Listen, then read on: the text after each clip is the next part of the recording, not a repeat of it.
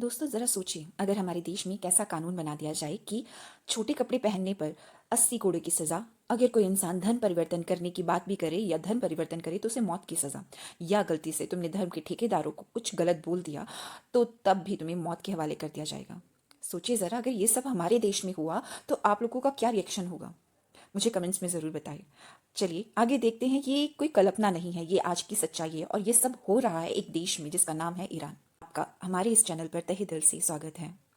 Video and तक ज़रूर देखना, अच्छा लगे तो लाइक, सब्सक्राइब एंड शेयर भी ज़रूर करना। आज ईरान की जनता सड़कों पर है। महिलाएं, युवा या आम लोग सब अपने हक, आज़ादी और सम्मान के लिए आवाज़ उठा रहे हैं। तो सवाल ये है, ईरान में ऐसा हुआ क्या? वहाँ का संकट इतना गहरा क्यों गया? या फिर आखिर क्यों एक पूरा देश में विद्रोह की आग में चल रहा है? डोनाल्ड ट्रंप ने ईरान को खुली चेतावनी दी है कि अगर ईरान ने परमाणु कार्यक्रम या क्षत्रिय गतिविधियों में आक्रामक रुख अपनाया तो अमेरिका कड़ा जवाब देगा। इसके जवाब में ईरान ने भी साफ शब्दों में कहा कि अगर अमेरिका ने हमला किया तो मध्य पूर्व में उसके जो सैन्य ठिकाने हैं वो निशाने पर होंगे। अब बात करते हैं इजराइल के पीएम नेतन्याहू की। उन्होंने आग में घी डालते हुए कहा कि ईरान और इराक में आम लोगों को संदेश दिया कि हम सरकारों से नहीं, लोगों से बात करेंगे और हमारा देश आप सबके साथ खड़ा है। लेकिन असली संकट ईरान के अंदर का विद्रोह है। असली संकट ईरान के अंदर का विद्रोह है। ईरान की सबसे बड़ी समस्या आज बाहरी दुश्मन नहीं बल्कि आंतरिक असंतोष है। ईरान में ऐसा हुआ क्या? ईरान के जो शासन है, अभी प्रेजेंट जो उनके शासन है, वो बेहद कट्टर और रूढ़िवादी धार्मिक कानूनों पर आधारित है, जहां निजी आज़ादी पर सख्त पाबंदियां हैं। आप यकीन मानिए कि कई मानवाधिकार रिपोर्ट्स के अनुसार ये बताया जाता है कि हिजाब नियमों का उल्लंघन करना वहां सख्त मना है। शराब पीना तो कोड़े की सजा है, या फिर छोटे कपड़े पहनना तो 80 कोड़े की सजा देने का प्रावधान है। इस्लाम छोड़ना या पैगंबर पर टिप्पणी करना तो मौत की सजा है। यही वजह है कि महिलाएं हो, युवा हो या अल्पसंख्यक वर्ग लगातार विरोध कर रहे हैं। ये विरोध सिर्फ तेहरान तक सीमित नहीं रहा बल्कि सिराज, हमदान, इस्फहान जैसे शहरों तक फैल चुका है और अब तक करीब 16 से 20 लोगों की मौत की खबर आ रही है। आज हम वीडियो में डिटेल में समझेंगे कि ईरान की बैकग्राउंड हिस्ट्री क्या रही है, ईरान की पॉलिटिक के बारे में, वहाँ के स्ट्रिंजेंट लॉज के बारे में, वहाँ की डिप्लीटेड इकोनॉमी के बारे में। इकोनॉमी का ये हाल है कि ईरान की करेंसी लगातार गिर रही है।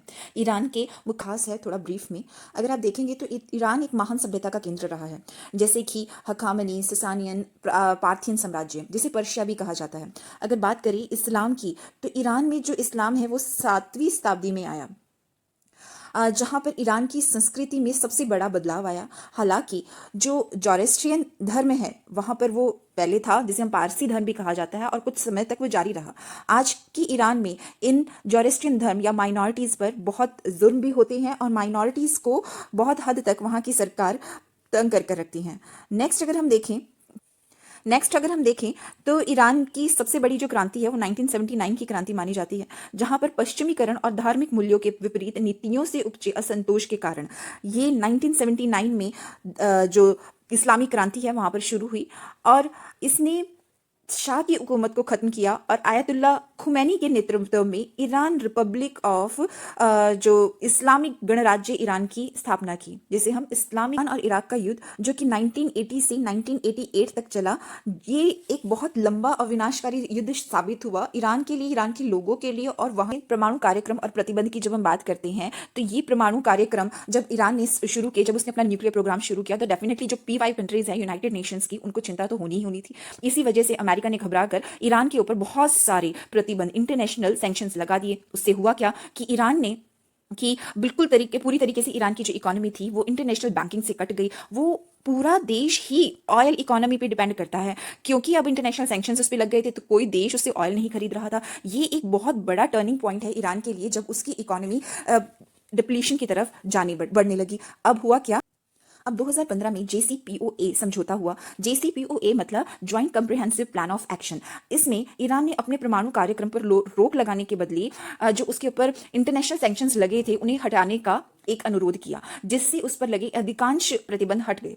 अब 2018 की बात करते हैं। 2018 में अमेरिका इस प्रोग्राम से JCPOA से बाहर हो गया। अब मजे की बात यह है कि 2018 में भी किसकी हुकूमत थी अमेरिका में, वो था डोनाल्ड ट्रंप। और आज ईरान के साथ जो कुछ भी हो रहा है तब वो किसके अंडर हो रहा है, डोनाल्ड ट्रंप के। ये ईरान के पॉलिटिकल सिस्टम को बहुत सरल तरीके से दिखाता है। इसे समझने के लिए सबसे पहले ये जानना जरूरी है कि ईरान जो है वो धार्मिक गणराज्य है। धार्मिक गणराज्य मतलब इस्लामिक रिपब्लिक है, जहां पर लोकतांत्रिक जो संस्थाएं हैं वो अंतिम शक्ति बन चुकी है। मतलब कि एक जो धार्मिक नेता है वही सुप्रीम लीडर है, उसी के पास सब कुछ है और वही देश को चला रहा है।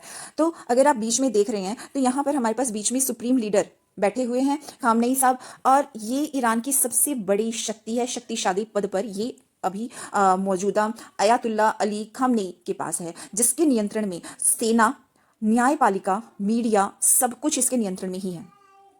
अब देखिए, असली जो नेक्स्ट हम एजेंसी की बात करते हैं वो है assembly of exports. Assembly of exports क्या है यहाँ पर, ये एक धार्मिक निकाय है, मतलब जनता द्वारा चुनी गई है, डेफिनेटली जनता के द्वारा चुनी गई, पर इसका जो मुख्य काम है वो सुप्रीम लीडर को चुनना है।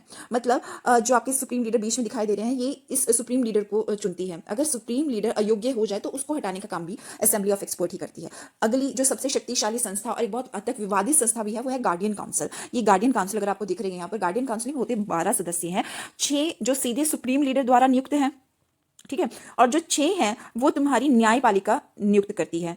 पर अगर बात करें तो संसद द्वारा बनाए गए कानूनों को इस्लाम और संविधान के अनुसार जांचा जाता है। अब ये विवादित क्यों है आप ये देखें, क्योंकि बेटा हमारी पूरी तरीके से जो न्यायपालिका है वो चला रहा है सुप्रीम लीडर, और गार्डियन काउंसिल में तुम कह रहे हो कि 6 न्यायपालिका द्वारा चयन किए जाएंगे, पर at the end of the day guardian council में 12 के 12 सदस्य चुनने वाला कौन है, सुप्रीम लीडर है। आगे बात करते हैं हम राष्ट्रपति की।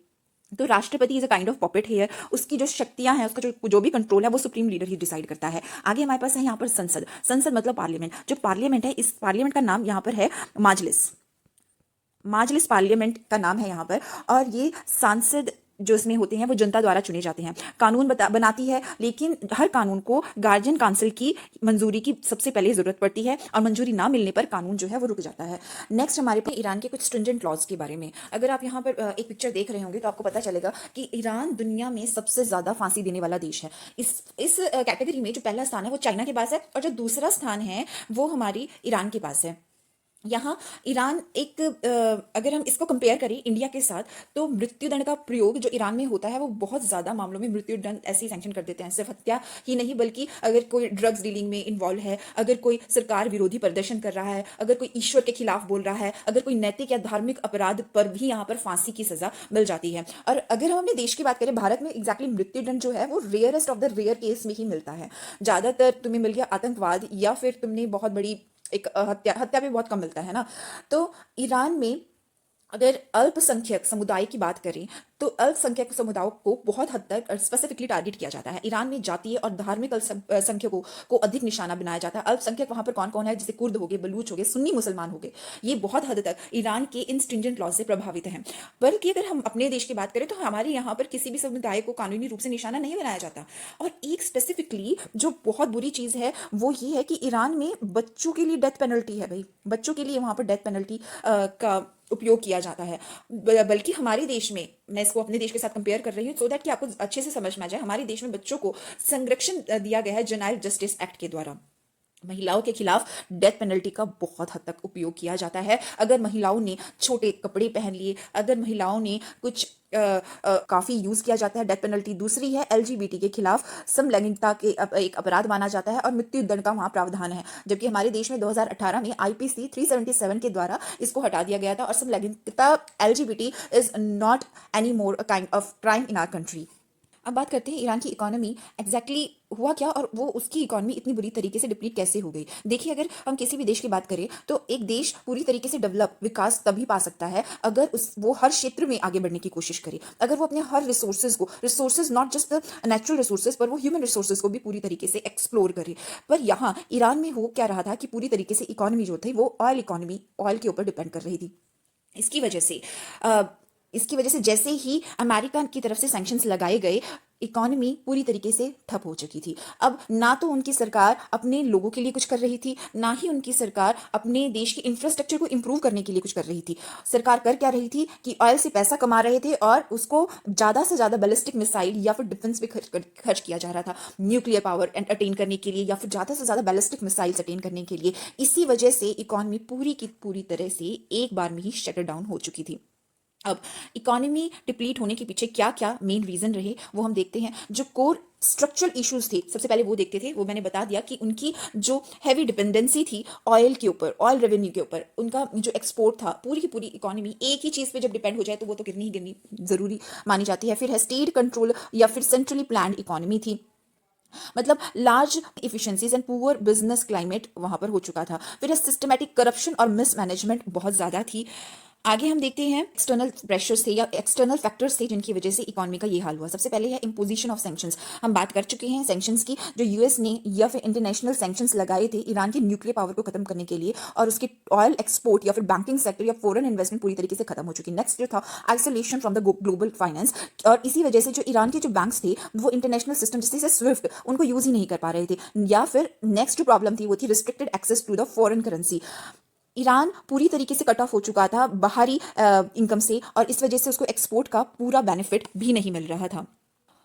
नेक्स्ट जो इमीडिएट इकोनॉमिक कंसिक्वेंसेस थे वो थे डिवोल्यूशन ऑफ रियाल। रियाल पूरी तरीके से खत्म हो चुका है, मतलब रियाल पूरी तरीके से खत्म हो चुका है, मतलब 14.2 lakh of rial is equal to $1। $1 की कीमत है 14.2 लाख ऑफ रियाल्स। नेक्स्ट है decrease oil export and revenue, बात कर चुके हैं, और लैक ऑफ फॉरेन इन्वेस्टमेंट। जब इंटरनेशनल सैंक्शंस लगे उसकी वजह से फॉरेन इन्वेस्टमेंट ना के करीब हो चुकी थी। यही सब रीजन बने जिसकी वजह से ईरान में आज हालत ये है कि 72% इन्फ्लेशन रेट है। अगर आपको 1 लीटर दूध भी लेना है तो 1 लीटर दूध का जो प्राइस है ईरान में वो है 65,000। जरा सोचिए अगर ये कंडीशन हमारे देश में आ जाए, जरा सोचिए अगर ये कंडीशन हमारे देश में आ जाए तो एक दिन में सरकार गिर जाएगी।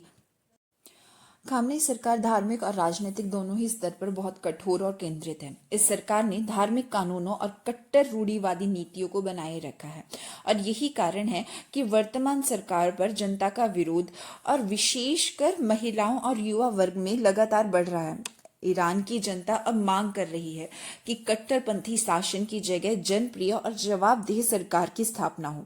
अब बात करें धर्म और संस्कृति की, तो धर्म और संस्कृति किसी भी देश में दिल से अपनाई जाती है, उसे जबरदस्ती तुम लोगों के ऊपर थोप नहीं सकते। अगर ईरान के लोग धर्म और संस्कृति के नियमों को अपने दिल से अपनाया होता तो आज मस्जिदों के ऊपर पथराव ना हो रहा होता, आज खुला विद्रोह देखने को नहीं मिलता। और इसी विद्रोह में जेनजी की भी बड़ी भागीदारी है, क्योंकि वे दबाव नहीं बल्कि चॉइस चाहते हैं, चाहे वो किसी भी के साथ। मैं आप सबसे रिक्वेस्ट करती हूँ कि please subscribe, share and like.